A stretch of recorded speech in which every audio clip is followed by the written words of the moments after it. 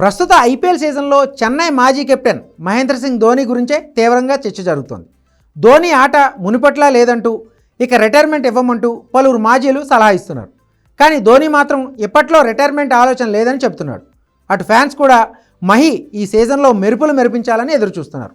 ఈ నేపథ్యంలో ఆస్ట్రేలియా మాజీ క్రికెటర్ మాథ్యూ హేడెన్ చేసిన వ్యాఖ్యలు వివాదాస్పదంగా మారాయి.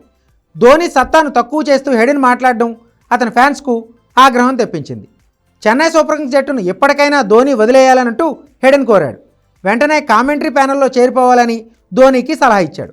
ధోనిలో క్రికెట్ ఇక లేదని, ఈ విషయం అతను అర్థం చేసుకోవాలంటూ ఎద్దేవా చేశాడు. చెన్నై సూపర్ కింగ్స్కు 43 ఏళ్ల ధోని ఏ విధంగానూ యూజ్ కావడం లేదని, అతను రిటైర్ అయితే మంచిదనే కామెంట్లు వస్తున్నాయి. ఈ విషయాన్ని ధోనికి గట్టిగా చెప్పాలని ఇటీవల టీమిండియా మాజీ క్రికెటర్ మనోజ్ తివారీ సైతం వ్యాఖ్యానించాడు.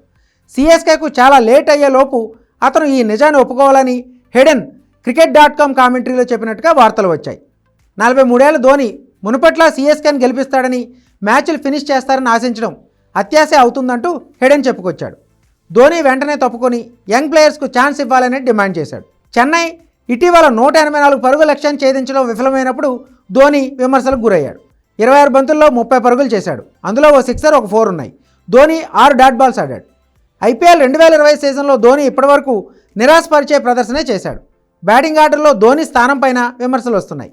సిఎస్కే ఓపెనింగ్ మ్యాచ్లో ఆర్సీబీపై ధోని 9వ స్థానంలో బ్యాటింగ్ చేశాడు.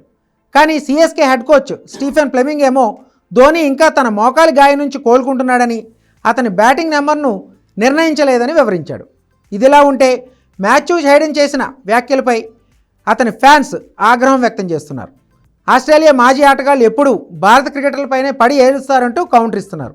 ఎప్పుడు ఆటకు వీడ్కోలు పలకాలో ధోనికి ఎవరూ చెప్పాల్సిన పని లేదంటూ వ్యాఖ్యానిస్తున్నారు.